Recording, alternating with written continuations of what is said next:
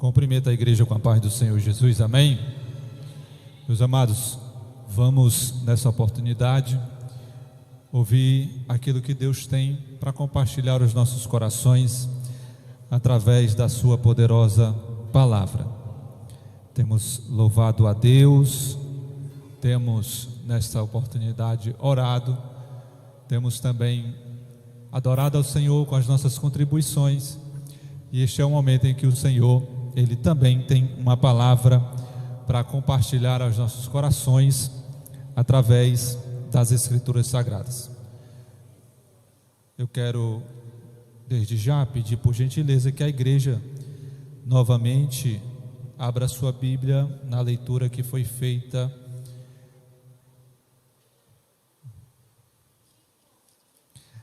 no início do culto nessa noite, na abertura, livro do profeta Isaías, capítulo de número 40.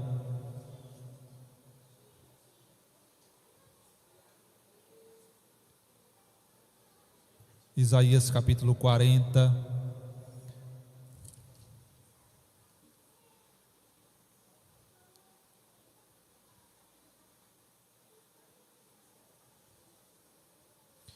vamos ler aqui, meus queridos, não repetir a leitura toda que foi feita, apenas a partir do verso número 29 até o versículo 31. Isaías 40, verso 29 ao 31, eu vou ler aqui na Almeida Revista e Corrigida. Diz assim a palavra do Senhor: dá vigor ao cansado e multiplica as forças aos que não têm nenhum vigor. Os jovens se cansarão e se fadigarão, os jovens certamente cairão, mas os que esperam no Senhor renovarão as suas forças e subirão com asas como a águia. Correrão e não se cansarão, caminharão e não se fadigarão. Amém?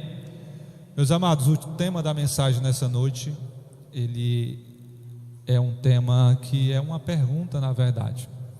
Então eu gostaria que você gravasse o tema da mensagem de hoje, o título da mensagem de hoje, que é a seguinte pergunta: de onde vem a nossa força? De onde vem a força da igreja? De onde vem a força do crente? De onde vem a força do crente em Jesus Cristo?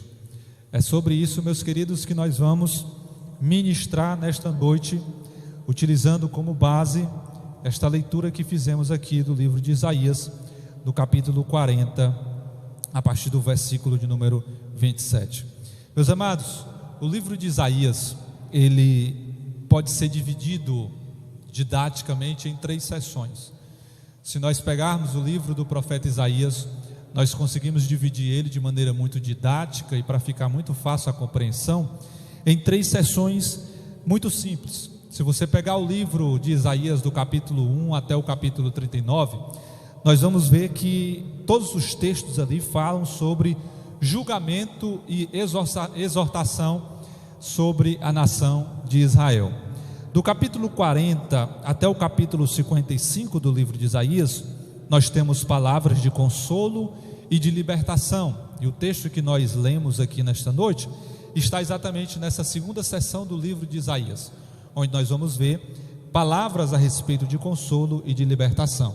Mas a última sessão do livro de Isaías, que vai do capítulo 56 até o capítulo 66, as palavras ali ministradas vão falar sobre restauração e esperança.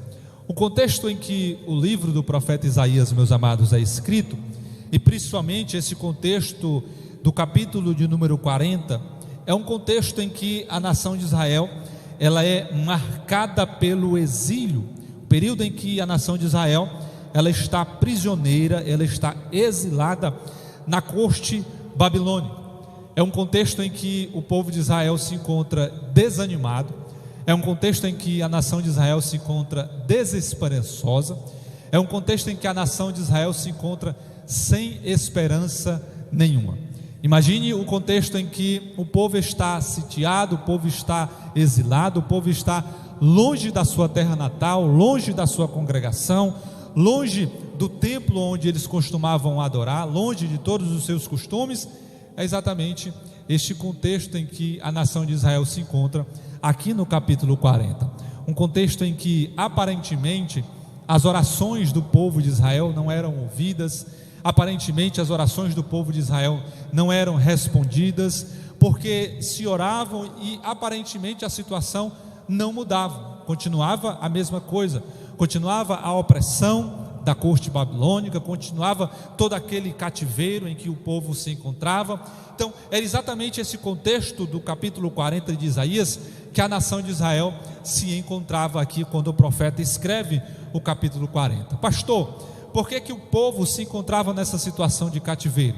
E isso é muito importante e é interessante também salientar, para que só então nós possamos prosseguir na continuação da mensagem. O povo de Israel está nesse exílio, meus queridos, exatamente por causa da desobediência, exatamente por causa de se afastar do propósito inicial que Deus tinha para a nação de Israel. Toda vez que o ser humano desobedece a Deus, desobedece aos seus mandamentos, Deus, com certeza, por mais que ele seja compassível, por mais que ele seja longânimo, por mais que ele tenha paciência e misericórdia, chegará um momento em que a sua mão pesará para castigar esta pessoa, esta nação, este povo que está em desobediência aos seus mandamentos. O Senhor é misericordioso, o Senhor ele é muito paciente, mas o Senhor também, ele não tem, meus queridos, o culpado por inocente. A palavra do Senhor nos fala que ele não tomará aquele que é culpado por inocente. Deus, ele é muito paciente, ele é muito compassivo, ele adverte, ele exorta, ele chama a atenção até um determinado ponto, até onde a sua paciência vai, mas chega um momento em que a sua paciência se encerra e ele tem que exercer o juízo que ele mesmo determinou. É exatamente por isso que a nação de Israel se encontra nesse estado, meus amados, de cativeiro aqui, principalmente pela nação da Babilônia. Então é uma situação, meus amados, que o povo de Israel não encontrava esperança.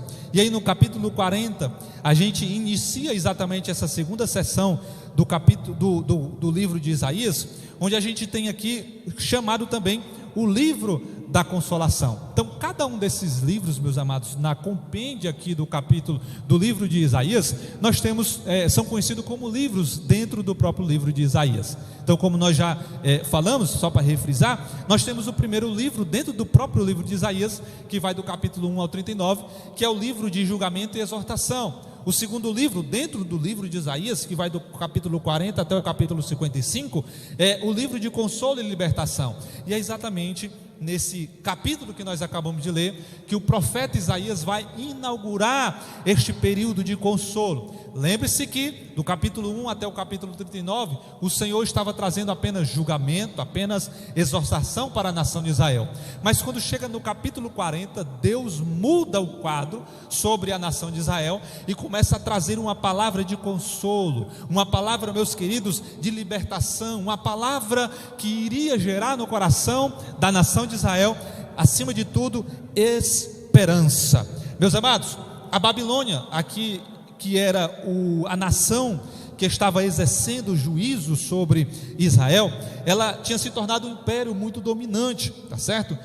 O exílio imposto aos israelitas foi um período de uma provação muito intensa, muito severa, porque acima de tudo, meus amados, apesar do povo estar exilado em uma outra nação, o que mais doía, o que mais pesava no coração do povo hebreu era exatamente a falta de ter um lugar para adorar ao Senhor, a falta de ter um lugar como referencial para prestar culto, para fazer todo aquele ritual que a nação de Israel tinha, que era representado pelo templo. Mas quando existe essa palavra de consolo, toda essa palavra, essa expectativa de voltar novamente para o templo, ela é retornada, meus amados. Por isso, além das dificuldades práticas que existia ali na corte babilônica, do sofrimento físico de viver em uma terra estrangeira, o exílio também trouxe profundas dúvidas espirituais. E não é diferente dos nossos dias, meus queridos. Todas as vezes que nós estamos passando por um processo de luta, por um processo de provação, por um processo de muitas das vezes, meus amados, onde o próprio Deus está exercendo juízo sobre as nossas vidas, nós somos tomados pela dúvida: será se o Senhor ainda está comigo? Será se o Senhor ainda ouve as minhas orações? Todas as vezes que o cristão, que o crente está passando por um processo onde nós estamos enfrentando uma provação e uma tribulação, vem essas dúvidas do nosso coração, dúvidas espirituais, dúvidas se Deus ainda está conosco, dúvidas se Deus ainda ouve a nossa oração, porque aparentemente o fato de nós estarmos servimos a Deus, aparentemente não era para nós passarmos por nenhuma luta, mas às vezes, meus queridos, o que nós estamos enfrentando é apenas consequência, é apenas colheita daquilo que nós plantamos há algum tempo atrás. Às vezes nós queremos interferir naquilo que Deus está tratando na vida de determinadas pessoas, e isso já aconteceu comigo. Às vezes eu tentei ajudar alguém e o Senhor falou ao meu coração que não era o tempo de ajudar. Por que? Eu perguntei para Deus: porque eu estou tratando com ele. Este é o tempo do meu tratamento com ele. Se você ajudá-lo, se você de alguma forma auxiliá-lo, você vai interferir nesse processo de tratamento que eu estou tratando com esta pessoa. Portanto, entenda, você, a igreja, eu, todos nós podemos passar pelo período de prova, pelo período de provação, de tribulação. Essa provação, esse período de tribulação pode ser devido a este mundo mau. A palavra do Senhor nos fala que no mundo nós teríamos aflições, podemos, mas pode ser também um tempo em que Deus está tratando uma desobediência. E temos que entender que quando se trata de um momento, ou de um processo, ou de um tempo de tratamento proveniente de uma desobediência, vai ter que passar por todo aquele tempo. Não tem como pular esta etapa de tratamento que o Senhor determinou para a vida de uma determinada pessoa, para a vida de uma nação. E era exatamente isso que a nação de Israel estava vivendo. Mas a mensagem de Isaías, meus amados, no capítulo 40, vem responder exatamente essas questões que surgiram no coração do povo de Israel. Será se o Senhor ainda está conosco? Aquele exílio, meus amados, tinha um tempo determinado. O profeta Ezequiel já tinha profetizado alguns anos atrás que aquele exílio duraria um tempo determinado. E este tempo estava já previsto, mas quando nós estamos passando por determinadas situações de dificuldade, por mais que nós tenhamos a promessa que aquilo vai passar, enquanto aquilo não passa, meus amados, o nosso coração, ele é inundado de dúvidas, ele é inundado de desespero, ele é inundado, meus amados, de muitas das vezes até a falta de fé. Mas é exatamente sobre isso que o profeta Isaías começa a profetizar no capítulo 40. O capítulo 40, ele vai responder essas questões e devolver, dar novamente esperança e expectativa para a nação de Israel. Deus, por meio do profeta, declara que Ele é soberano, Ele é poderoso, Ele é fiel ao seu povo, e a libertação estava por vir sobre a nação de Israel. O capítulo 40 começa com um convite ao consolo, meus amados, para que nós pudéssemos entender de maneira mais profunda todo esse texto. Nós precisaríamos ler essa leitura desde o versículo 1 do capítulo 40. Nós não vamos fazer, mas fica como lição para casa. Leia todo o capítulo 40. O capítulo 40, versículo 1, já começa o Senhor prometendo consolo para o seu povo, apresentando promessas de renovação, de restauração, de um novo tempo para aquele povo que se sentia exatamente abandonado por toda aquela situação que eles estavam vivendo. Portanto, meus amados, Isaías 40 se dirige a um povo exilado, abatido, e que precisava lembrar quem era Deus, que era o único e verdadeiro Criador, restaurador, e que acima de tudo, meus queridos, cumpre as suas promessas sobre o seu povo e sobre a sua igreja. Pastor, aquilo que a nação de Israel viveu é diferente dos nossos dias? De maneira nenhuma. Hoje, meus amados, vivemos em um mundo que constantemente nos desafia, de todas as formas.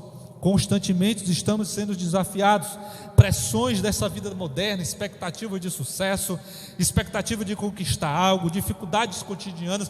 Tudo isso, meus amados, faz com que muitos de nós se sintam esgotados e sobrecarregados.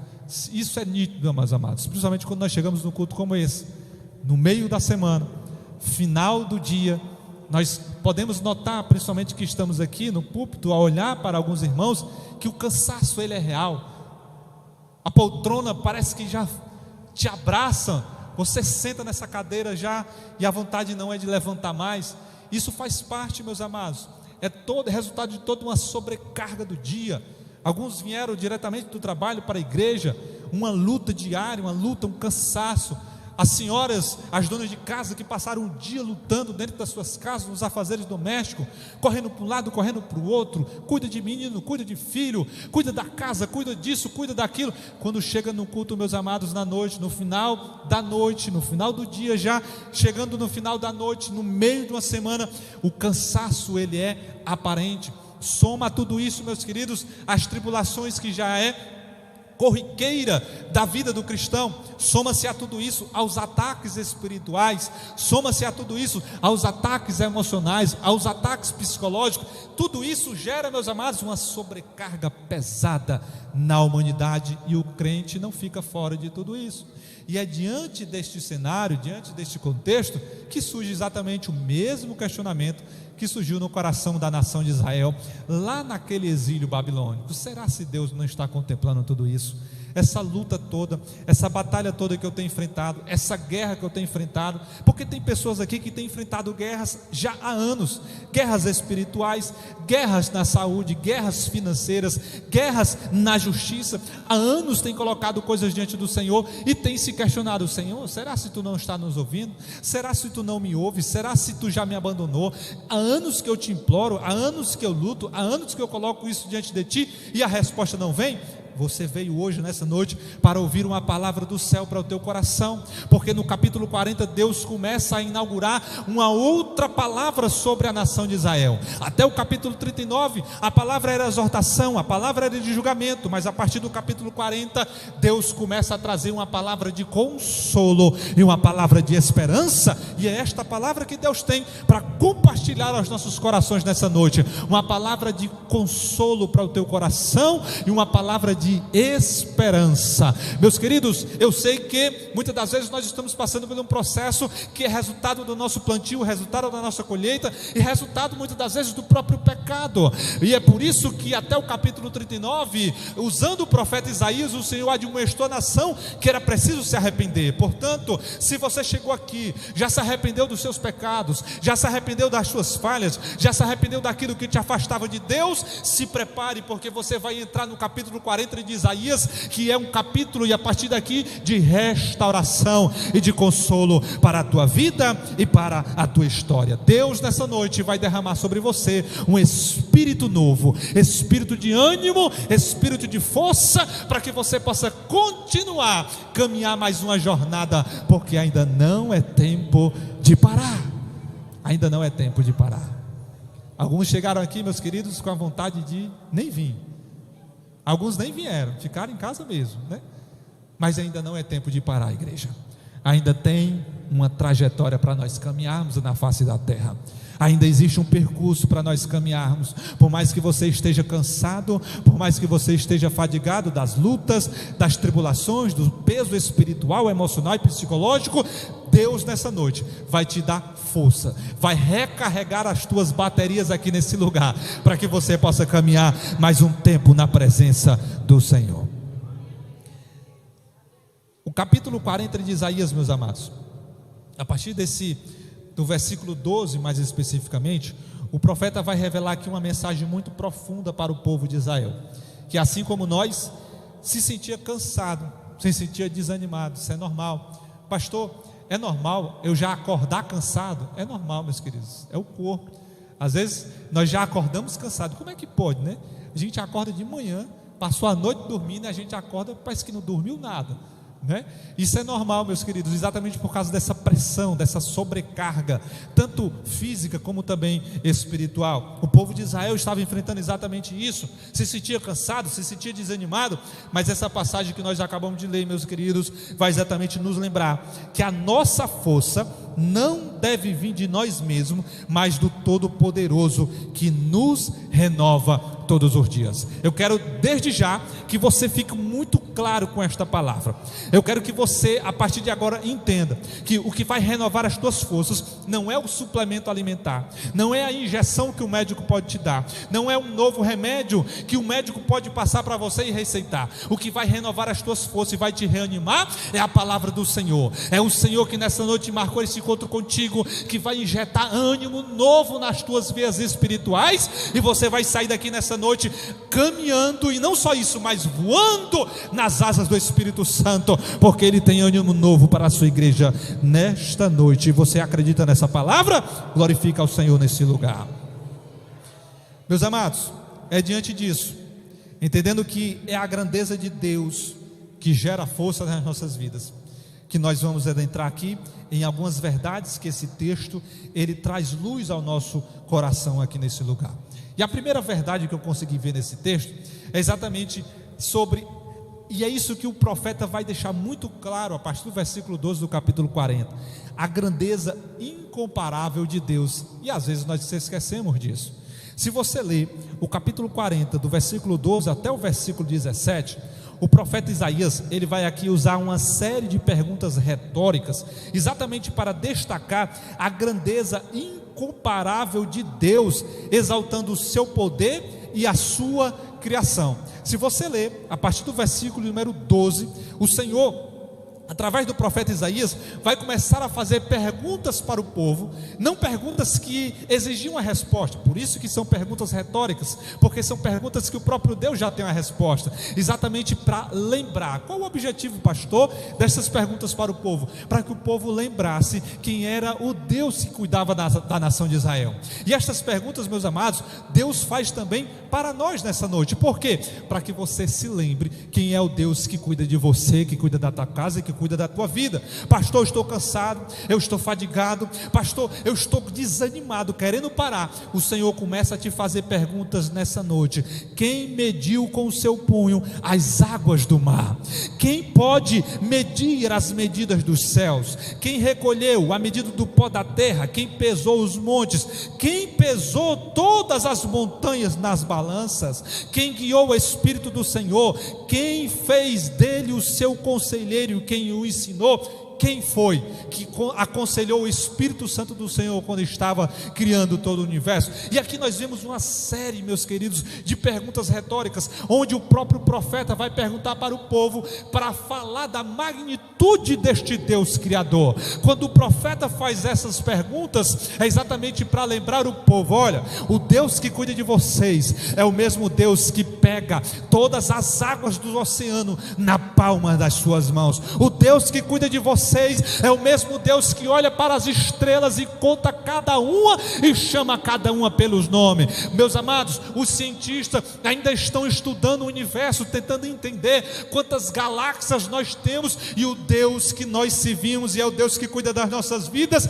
chama cada estrela pelo seu nome e conhece cada uma delas. O que é isso? Este Deus grande, potente, maravilhoso, extraordinário, sabe, este Deus é o mesmo Deus que cuida de você, que vela pela tua vida, que vela pela tua casa, e que nesta noite te dá força, te dá ânimo e te dá vigor para a glória do Senhor Jesus Cristo. É esse Deus que cuida da tua casa, que cuida da tua vida. Por isso, alegre-se, anime-se, glorifique ao Senhor, porque é este Deus que cuida de você e não te desampara em nenhum momento. Você recebe esta palavra em nome de Jesus? Glória a Deus. Meus amados, o poder da criação de Deus, aqui exaltado no livro de Isaías, serve exatamente para nos mostrar que o Deus que mede as águas no mundo na concha das suas mãos, que mede os céus a palmos, todas essas expressões revelam a majestade e o controle absoluto de Deus sobre toda a criação. Ele é soberano, Ele é transcendente e está acima de tudo que existe na face da terra. Meus amados, quantas das vezes, em momentos de dificuldade, esquecemos que nós servimos a um Deus que é Criador? Quantas das vezes em momentos de desespero, você esquece que o Deus que você serve é o Deus que criou você, É o Deus que fez cada célula do teu corpo. É o Deus que fez vida ser gerada dentro de você. O Deus que você serve é o Deus que te trouxe à existência. E não só isso, te fez promessa. E não só isso, Ele é fiel para cumprir cada uma dessas promessas que Ele te fez até antes mesmo de você nascer. É este Deus que você serve. Nós não podemos esquecer, meus amados, que este Deus tão imenso, que controla todas as coisas, ainda assim Ele é próximo o suficiente para se importar com cada detalhe da nossa vida. Não é extraordinário isso, meus amados? Saber que nós servimos a um Deus que ao mesmo tempo é grandioso, é majestoso, mede os céus a palmos. Você já parou para pensar nas verdades contidas aqui em Isaías?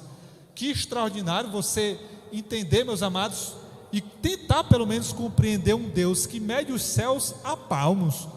Tentar compreender um Deus que pega todas as águas da terra na palma de suas mãos como uma concha. Você já parou para entender? Meus amados, a gente se afoga em água que está na nossa cintura. Aí você imagina um Deus que pega todas as águas da terra na palma de suas mãos. É este Deus que nós servimos. E ao passo que nós temos esse Deus grandioso, majestoso, nós temos esse Deus que está conosco todos os dias, morando dentro de nós, se importando com cada detalhe das nossas vidas, se importando com você, se importando com a tua caminhada, com a tua trajetória. Reconhecer, meus amados, a grandeza de Deus e saber que Ele sustenta tudo e nos conhece pessoalmente, isto deve nos dar confiança o suficiente, especialmente quando nós estamos sentindo que a nossa vida está fora do controle. Eu não sei como você chegou aqui, mas talvez eu pregue para alguém aqui que acha que a sua vida já está fora do controle. Pastor, perdi o controle da minha vida. Você pode ter perdido o controle da sua vida, mas existe um Deus que não perdeu em nenhum momento o controle absoluto da tua história e da tua existência. A tua vida, a tua saúde, a tua existência pode ter saído do teu controle, mas não saiu do controle de Deus. Ele continua no trono, reinando de maneira soberana. Pastor, a doença chegou, instalou-se no meu corpo. Ele continua sendo Deus da tua vida e vai continuar cuidando de ti. Por isso, acalma o teu coração. Então, a primeira coisa que nós devemos entender, meus queridos, aqui nesse texto, é exatamente a grandeza incomparável de Deus. Sabe, quando nós estamos em momento de desesperança, lembre-se de uma coisa: você serve a um Deus que é incomparável. Não existe um Deus como o nosso Deus. Não tem aquele louvor que a gente louva, né, meus queridos? Não existe Deus como o nosso Deus, mas isso é real, meus queridos. Isso é a maior verdade que a Bíblia pode nos mostrar. Não existe um Deus como o nosso Deus. A nação de Israel estava esquecida. Por quê? Porque todo o cenário levou a nação a se esquecer daquilo. E às vezes você está passando por um cenário que te leva a se esquecer disso, mas Deus te trouxe aqui só para te lembrar: você serve a um Deus incomparável. Não existe Deus nos céus nem debaixo dos céus comparável ao Deus que eu e você servimos. Por isso, acalme o seu coração nessa noite e passe e volte a confiar no cuidado dele para a sua vida. Mas a segunda verdade que eu encontro nesse texto, meus amados, e aqui também serve para nos advertir, para abrir os nossos olhos, é exatamente entender a inutilidade da nossa autossuficiência. Pastor, o que é que significa isso? É que às vezes nós achamos que somos alguma coisa. Porque eu tenho influência em algo, porque eu tenho o melhor plano de saúde da face da terra, porque pastor, eu tenho o melhor plano de saúde aqui de Fortaleza. O teu melhor plano de saúde não serve de nada se o Senhor não for contigo. Se a doença, meus queridos, vier sobre a tua vida e o Senhor não tiver misericórdia, você pode ter o melhor plano de saúde, não vai servir de nada. É exatamente sobre isso que o profeta Isaías está falando, a inutilidade da autossuficiência, que está exatamente do versículo 18 até o versículo 24. Depois de falar sobre a grandeza de Deus, Isaías denuncia a loucura que é confiar em qualquer coisa que não seja Deus. E aqui fica uma pergunta, meus amados, para nós. Ele expõe exatamente a inutilidade dos ídolos, a autossuficiência. Por quê? Porque a nação de Israel, nesse interim de desespero, nesse interim de muitas das vezes achar que Deus não estava respondendo às suas orações, o que foi que a nação de Israel começou a fazer? A procurar outros deuses, a procurar solução em outras coisas. Parece conosco, né, meus amados? Às vezes nós estamos passando por determinadas situações e aí nós vamos procurar se aconselhar com pessoas que não têm uma palavra vinda de Deus para o nosso coração. Nós passamos a dar ouvido a vozes que não são vozes de Deus. Nós passamos a procurar consolo, nós passamos a procurar resposta naquilo que não está basilado em Deus. E é isso que o profeta está querendo advertir a nação de Israel: vocês não devem colocar a sua confiança em alguém que é inútil. Ou seja, os ídolos, as paixões, as coisas que vocês colocam para substituir a mim, nada disso é capaz de trazer uma palavra de ânimo, uma palavra de esperança e uma palavra de consolo para o seu coração. Por quê? Porque só Deus possui a palavra de restauração sobre a nação de Israel e sobre também as nossas vidas. A partir do versículo 18, meus amados, nós vamos entender que assim como aquele povo muitas das vezes tentou confiar em ídolos, da mesma forma, quando nós confiamos em coisas materiais ou na nossa própria capacidade, estamos construindo ídolos que não podem nos ajudar. Esses ídolos, meus amados, às vezes são coisas que aparentemente são inofensivas, aparentemente são coisas que aos nossos olhos não tem problema nenhum, mas às vezes acaba tomando o lugar de Deus na tua vida. Coisas que no nosso dia a dia acabam tomando o lugar de Deus na nossa vida. Quando você substituir a presença de Deus ou a palavra final do Senhor sobre você, isso acaba se tornando um ídolo. Ídolo, meus amados, não é só aquela imagem de escultura, quando você chega, se prostra diante para reverenciar. Ídolo é tudo aquilo que você coloca para substituir a presença de Deus na tua vida. Pastor, um médico pode se tornar um ídolo? Pode. Quando o médico passa a se tornar maior do que o próprio Deus sobre a tua vida.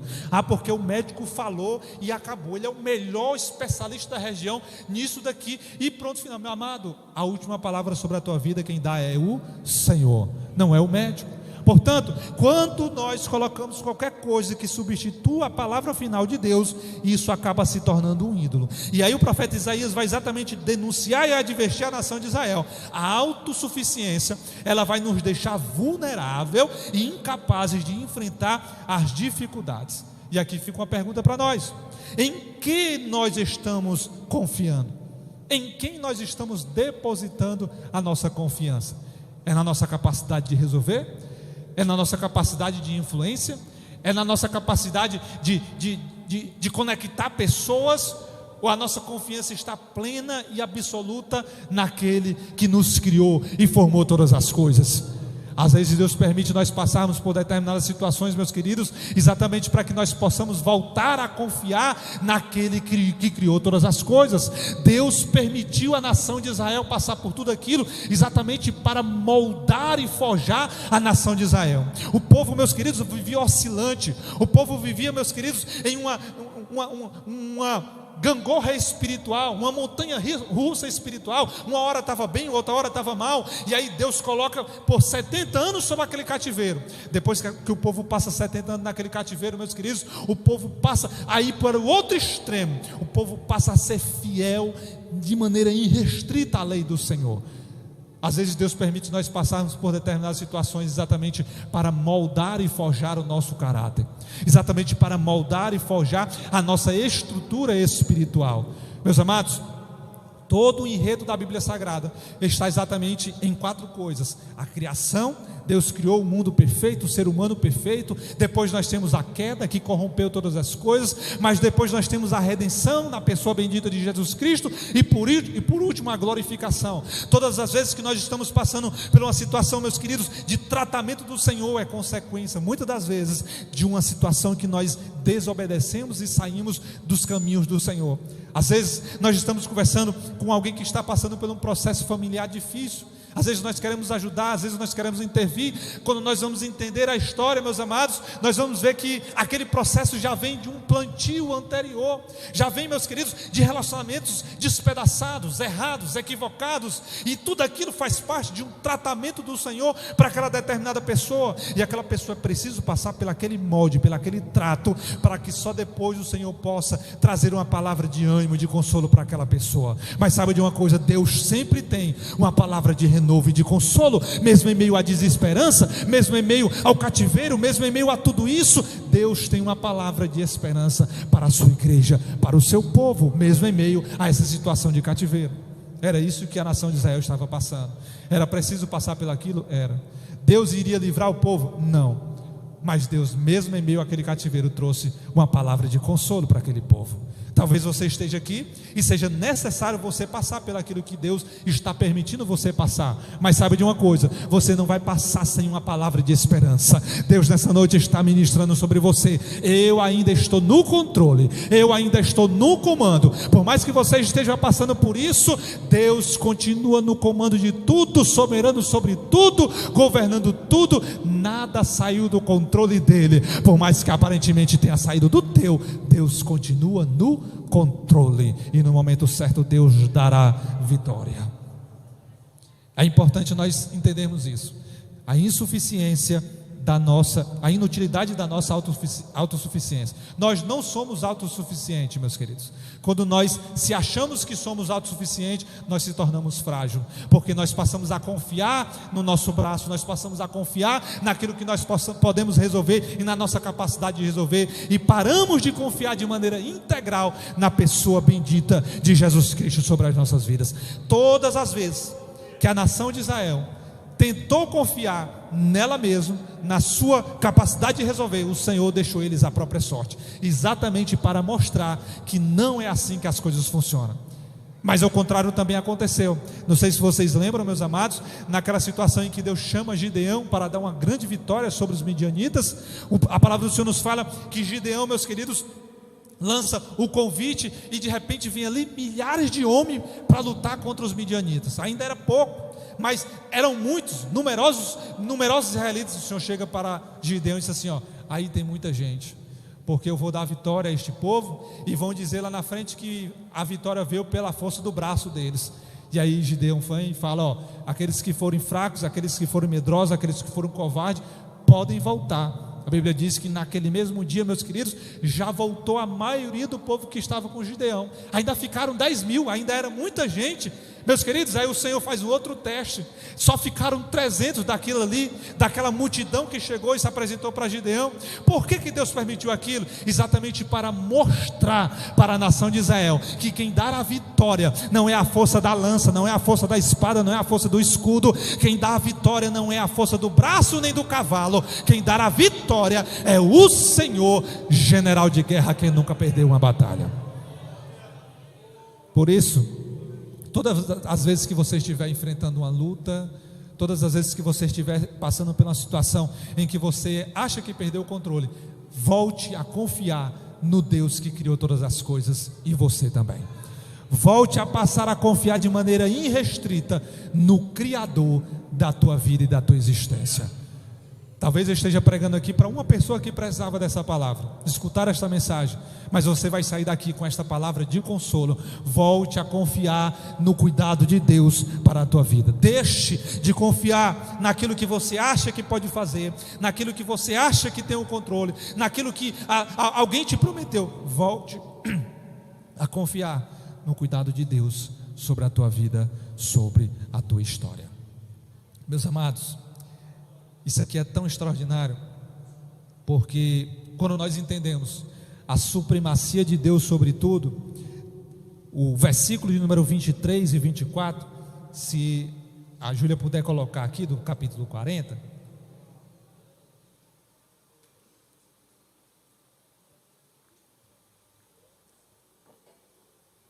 Esse texto vai falar exatamente sobre a supremacia de Deus sobre todas as coisas. O versículo 23 e 24, o texto diz assim: o que faz voltar ao nada os príncipes.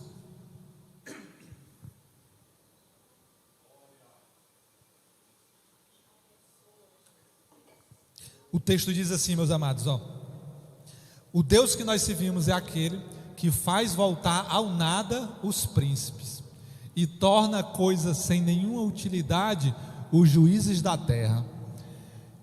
E não se plantam, nem se semeiam, nem se arraiga da terra o seu tronco cortado. Sopra sobre eles e secam-se, e um tufão como pragana os levará. de maneira resumida, é Deus que faz levantar e faz abater os maiorais desta terra. É Deus que levanta, é Deus que abate. Ou seja, Deus, Ele é supremo sobre todas as coisas. Aquele que pensa que alguém, saiba de uma coisa: Deus é soberano sobre tudo. Se você está em uma posição elevada, saiba de uma coisa: foi Deus que permitiu você estar aí. Glorifique ao Senhor. Se em algum momento você quiser se exaltar e achar que foi a tua força, que foi a tua eloquência, que foi a tua capacidade, o mesmo Deus que te permitiu colocar aí, com a mesma mão Ele te faz descer, para que você entenda que é Deus que levanta, mas é também Deus que abate todas as pessoas. Meus amados, isso significa que, independente das forças e das pressões externas que nós enfrentamos no nosso dia a dia, nós podemos ter paz, sabendo que Deus está no controle de todas as coisas. Às vezes, quando nós vemos os problemas do mundo, meus amados, ou até mesmo em nossas vidas, nós precisamos se lembrar que nada escapa do poder de Deus. Ele tem o poder de transformar qualquer situação e continuar nos sustentando em meio àquele caos que às vezes nós estamos vivendo. Meus amados, Deus, Ele tem um controle nos mínimos detalhes da tua vida. Você nem imagina o tamanho do cuidado que Deus tem sobre você. Se você soubesse, você glorificaria ao Senhor todos os momentos da tua vida e da tua história. Pastor, eu sinto que Deus me esqueceu. Engano seu. Deus está cuidando dos mínimos detalhes. Até aquilo que a nossa visão é ruim, meus amados, é um cuidado de Deus sobre você.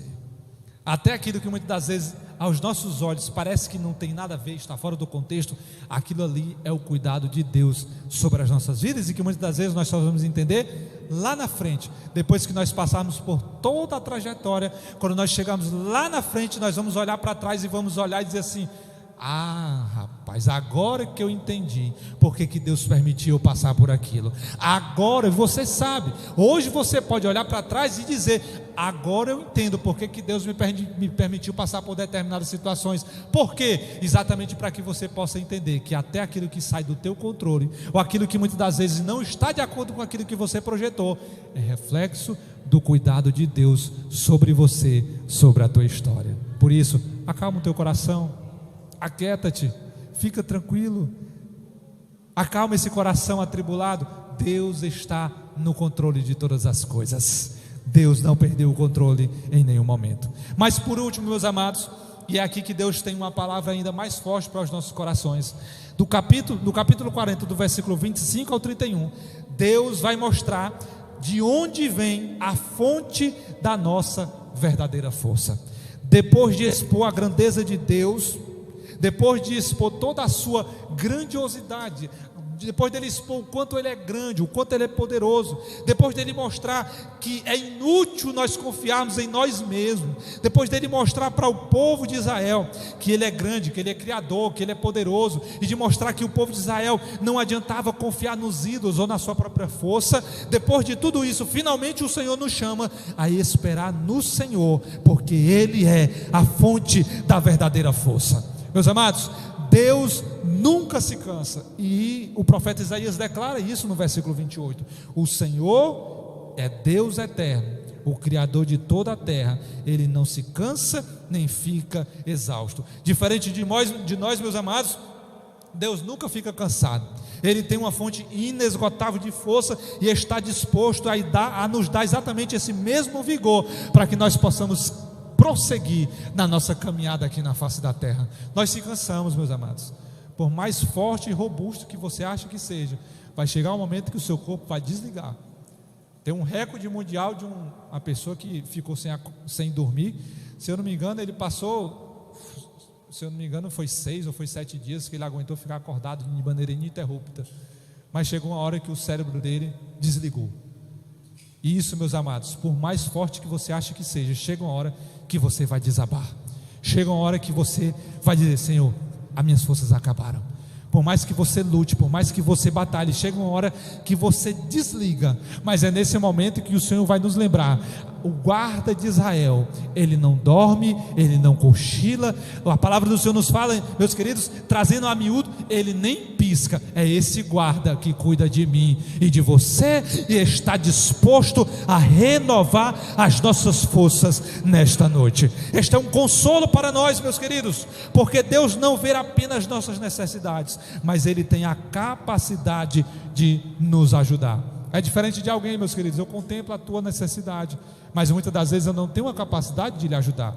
Às vezes você olha para alguém que está doente, eu contemplo a sua doença, eu contemplo o quanto você está passando por luta, mas muitas das vezes eu não tenho a capacidade de lhe ajudar. Mas o Deus que nós servimos, Ele contempla as nossas dificuldades, Ele contempla as nossas doenças, Ele contempla as nossas mazelas, mas não só isso, Ele tem capacidade de nos ajudar e de interferir na nossa história e de nos dar força e renovar as nossas forças diante do meio da nossa fraqueza. Forças para o cansado, é uma promessa que Deus nos dá no versículo 29. No versículo 29 o Senhor nos diz que Deus dá força ao cansado e aumenta o vigor daquele que não tem força. Meus amados, isso significa que quando nos sentimos fracos, Ele está pronto para nos fortalecer, mas isso exige que nós confiemos nele. Essa história, meus amados, me lembra exatamente aquela situação que o profeta Elias passou depois que enfrentou todos aqueles profetas de Baal. Você lembra daquela história em que o profeta sobe naquela montanha, meus amados, e destroça todos aqueles profetas de maneira forte? Ele faz oração, faz cair fogo do céu, toca fogo em todo aquele altar, mata os 450 profetas ali de Baal, toca o terror, meus amados. Naquele momento o profeta Elias é um cara na nação de Israel. Mas pouco tempo depois, ele recebe uma ameaça de uma mulher, Jezabel, mulher de Acabe. O texto vai dizer, meus amados, que um medo tomou conta do coração do profeta. Ele correu para se esconder no meio da caverna, no lado do rio, meus queridos, e ali estava, começou a pedir a morte. Senhor, eu não quero mais viver. Senhor, todos os profetas já foram mortos, todos os profetas já caíram. Esta mulher prometeu que vai me matar, ela vai me matar. Senhor, não permite que eu morra por ela, leva a minha vida. Aí o Senhor vem. E é exatamente nesse texto, ele reflete muito isso. O Senhor que dá força ao cansado, o Senhor que pega alguém que quer parar e injeta ânimo novo, está exatamente prefigurado aqui na vida do profeta Elias, que está ali ao lado daquele rio pedindo a morte. Aí o Senhor chega, manda os corvos alimentar o profeta e diz assim: ó, come este pão e bebe desta água, porque com este pão e esta água você vai caminhar mais 40 dias. Você não chegou ao fim, profeta Elias, você ainda tem uma trajetória para finalizar. E é assim que Deus está falando nessa noite: pastor, eu quero parar, estou cansado, não aguento mais. Aí o Senhor nessa noite está dando pão do céu para a tua vida nessa noite. Come deste pão e bebe desta água, porque você ainda vai caminhar mais uma trajetória. Ainda não é hora de parar, mas de continuar. Por isso, levanta, ergue a cabeça e continua caminhando, porque Deus dá força ao cansado nesta noite. Esperar no Senhor, meus amados, é uma promessa que o profeta vai exatamente nos clarear no versículo 31. A expressão esperar no Senhor envolve, entre outras coisas, uma confiança plena e, acima de tudo, paciência, mesmo quando não vemos respostas imediatas. Olha só o que é que o texto diz no versículo 31 do capítulo 40 que nós lemos: mas o que? Os que esperam no Senhor. Quem é que tem as suas forças renovadas? Quem é que vai ganhar asas e vai voar como as águas, que vai correr e não vai se cansar? Quem são essas pessoas? Aquelas que esperam no Senhor. Em quem você tem esperado nessa noite? Pastor, estou esperando o juiz decretar a minha sentença. Pastor, estou esperando o juiz decretar o resultado. Estou esperando o advogado tirar o meu caso da gaveta. Pastor, estou esperando isso. Espera no Senhor, porque quando a sua esperança estiver no Senhor, o Senhor é promessa de Deus, Ele vai renovar as tuas forças. Você vai subir e vai voar como as águas, vai correr e não vai se cansar, vai caminhar e não vai se fadigar. É promessa de Deus para aqueles que esperam no Senhor. E aqui o profeta, meus amados, vai usar uma imagem de uma águia. A águia, meus amados, aqui que o profeta Isaías compara, ela é um animal que voa muito alto. A águia indica força. uma força que muitas das vezes não se esgota. A águia, meus queridos, ela é usada como um símbolo de persistência, de resiliência. É exatamente essa comparação que o profeta vai fazer com aqueles que esperam no Senhor. Já imaginou voar alto como uma águia, ter a resiliência da água? Pastor, não me vejo nisso. É verdade. Sabe por que você não se vê? Porque a tua esperança está nas coisas dessa terra. Sabe por que você não se vê? Porque a tua esperança está nas coisas que o homem pode fazer por você ou para você. Mas quando a tua esperança estiver no Senhor, você vai começar a ver aquilo que Deus está prometendo no versículo 31. Você vai começar a ter ânimo novo, você vai começar a ter uma nova esperança, porque a tua confiança não está mais em alguém que não pode fazer nada por você, mas estará no Senhor, que pode fazer e resolver todas as coisas por você. Você recebe essa palavra nessa noite? Glorificado seja o nome do Senhor. Para concluirmos, meus queridos, Isaías, no capítulo 40, do versículo que nós lemos aqui, meus amados, principalmente do versículo 12 até o 31, ele vai exatamente nos lembrar aqui essas três verdades. A primeira é que nós servimos a um Deus que é incomparável, que é grande, poderoso e que nada pode se comparar a Ele. Este é o Deus que nós servimos. A segunda verdade é que os nossos ídolos e a nossa própria força são insuficientes para nos sustentar em tempos de dificuldade. Ou seja, aquilo que você acha que pode fazer por você, esquece, você não pode fazer nada. Mas a terceira verdade que nós encontramos nesse texto é que quando nós colocamos a nossa esperança em Deus, Ele nos renova, Ele renova a nossa força, Ele vem, meus queridos, sobre nós e enche a nossa vida, o nosso espírito de renovo que vem do alto, e nós temos capacidade de caminhar, mas toda uma trajetória que Ele preparou para nós. A nossa chamada de hoje, meus amados, e o que Deus nos chama hoje, é exatamente para abrir mão da nossa autossuficiência e reconhecer a nossa necessidade dEle. Você é necessitado dEle, é Ele que tem alguma coisa para fazer por você. Só quem pode resolver as tuas causas é Ele. Por isso, nessa noite, volte a confiar no Senhor e colocar a tua esperança nele. Independente da situação que você esteja vivendo, volte a confiar no Senhor nessa noite. Hoje talvez eu tenha pregado aqui para uma ou duas pessoas, mas você precisava ouvir essa palavra. Volte a depositar a tua confiança no Senhor, mesmo em meio ao caos que talvez você esteja vivendo. Volte a confiar no Senhor. Por quê, pastor? Porque os que esperam no Senhor. Vamos ler esse texto todo junto, do versículo 31, num coro só. Você vai voltar para sua casa com esse texto gravado no seu coração. Por que eu devo voltar a confiar no Senhor, pastor? Por causa disso aqui. No 3, todos juntos. 1, 2, 3. Mas os que esperam no Senhor renovarão as suas forças, subirão com asas como águias, correrão e não se cansarão, caminharão e não se fadigarão. Por que você deve esperar no Senhor? Porque existe promessa de Deus para a tua vida quando você espera nele. Por isso, volte a esperar no Senhor nessa noite. Receba essa palavra em nome do Senhor Jesus. Vamos ficar de pé nessa noite.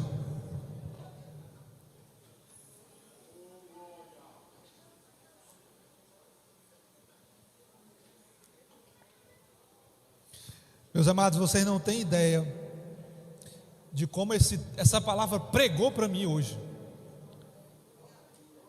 Porque uma palavra que não prega para o pregador, ela não serve para a igreja, viu? Essa palavra, meus amados, mas pense, meus queridos, como ela veio assim no meu coração, pregou para mim primeiro, para depois eu pregar para vocês aqui nessa noite. Eu estava precisando ouvir essa palavra esses dias, meus amados. Tanta luta, meus queridos, tanta correria, tanta coisa para resolver. Ontem foi um dia que eu disse assim: minha filha, hoje foi um dia que se eu pudesse não ter levantado da cama, eu não tinha levantado. Tudo que eu tinha projetado para o dia de ontem não deu nada certo. Nenhuma coisa que eu projetei para ontem deu certo. Eu cheguei em casa, meus amados, no final do dia, e eu disse para a Ramis lá em casa: minha filha, se eu pudesse nem ter saído da cama hoje, não tinha saído. Aí ela olhou assim: meu filho, tudo que você precisava fazer, Deus já sabia que não ia dar certo, mas mesmo assim Ele continua no controle da tua vida. Meus amados, não deu nada certo. E aí eu estava lendo essa palavra e disse: Senhor, obrigado por esta mensagem, porque às vezes a gente espera resolver as coisas, e foi o que eu tentei fazer ontem, corri para um lado para o outro, tentei resolver uma coisa. A gente tenta ser proativo, né? Eu vou tentar fazer duas coisas ao mesmo tempo, vou correr, enquanto eu vou aqui, eu vou fazer aquilo, vou deixar o carro aqui parado, vou tentar ver um negócio ali, meus amados, e nessa correria, não deu nada certo em canto nenhum. No final do dia eu não resolvi nada, e eu disse assim: Senhor, é só para tu me mostrar que quem cuida é tu, quem resolve é tu, e nós temos que voltar a esperar em ti. Por isso, nessa noite, mais uma vez, volte a esperar no Senhor, porque Ele tem renovo para você, Ele tem renovo para a tua alma, Ele tem renovo para o teu corpo, Ele tem renovo para o teu espírito, Ele tem renovo para as tuas emoções nessa noite, Ele tem renovo para a tua história, em nome de Jesus Cristo. Feche seus olhos, vamos orar. Senhor, obrigado por esta palavra, Senhor. Nessa noite eu te louvo, Pai, porque Tu és fiel. Obrigado, Senhor, porque Tu não nos desampara. Obrigado porque, Senhor, Tu ministraste aos nossos corações aqui nesse lugar, e Tu não vai nos deixar sair daqui, Senhor, da mesma forma como nós chegamos, mas estamos saindo daqui, Senhor, com as nossas forças renovadas pela presença e através da Tua poderosa palavra que ministrou aos nossos corações. Senhor, muito obrigado. Eu continuo, Senhor, nessa noite orando por cada um dos Teus filhos aqui, que estão fracos, que estão querendo desistir, mas nessa noite foram impactados por estas palavras, Senhor, e vão sair daqui, Senhor, voando nas asas do Espírito, Senhor. Deus, motivados por esta palavra, muito obrigado. Nos leva em paz para os nossos lares, Senhor, é o que nós te pedimos, em nome de Jesus, amém. Ainda em pé, vou dar só mais 2 avisos.